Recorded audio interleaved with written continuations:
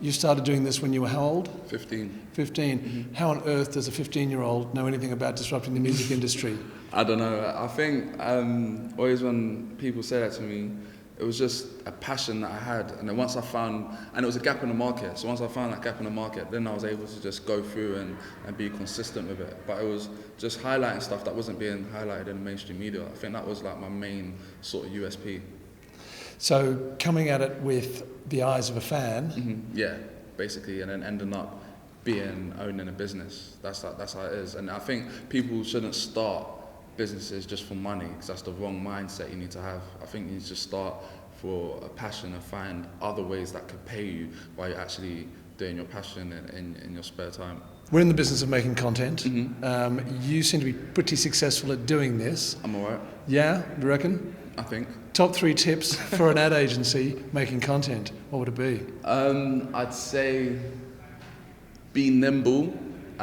Be nimble, don't listen, because there's a lot of things with press, especially when you're going to events like, oh, you can't film him, you can't take a photo, just do it anyway, and then just take calculated risks. So I remember there was a time with Nicki Minaj, and they said, don't jump in the lift, and I went in the lift with her, and then I filmed the video outside of Dorchester, loads of fans screaming, and the next day they called me up, and I was like, oh, we want you to film Nicki going to Radio 1, and I was like, but you didn't even want me to get in the lift, and that was a calculated risk that I took of making content. And I think another part of it, there's like 6 rules, like not covered by the mainstream media, funny, shocking, scary, entertaining, and something else. But if your piece of content ticks like 2 to 3 of those boxes, then that's a good thing.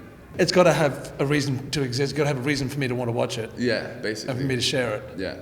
And nostalgic, yes, I've got it. All right, let me remember that. Throwback Thursday. You know when you share things on Twitter, like the Art Attack head, and it gets 1,000 or thousands of shares, that head that goes like that, like an Art Attack. Everyone relates to that, so that's what I'm saying. Relatable pieces of content is like the biggest thing. So when I post content that is really old, or a piece of content that someone relates to, they're much more to share it, because it's like a shared experience of what they've been through, and they feel like they can share that with their friends. So I think nostalgic is the biggest share factor.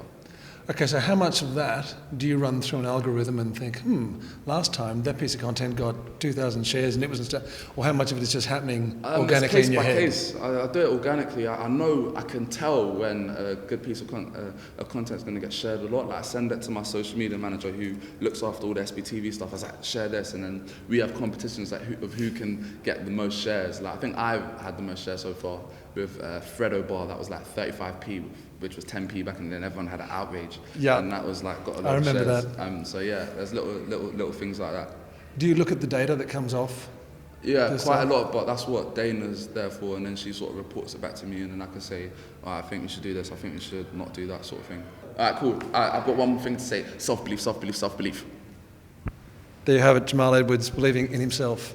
No, that's and asking you to as well. No, the main thing, I'll leave it on this note. There's a quote that I always say, there are those who look at things the way they are and ask why, but I say dream of things that never were and ask why not. I can't remember where that quote is from, but I live by that. It's a Barry Manilow lyric. Oh, is it? No. Oh, this guy's got banter. All right, cool. Thank you. Now, I need my selfie, and I need you to sign my wife's book. All right, cool, sick.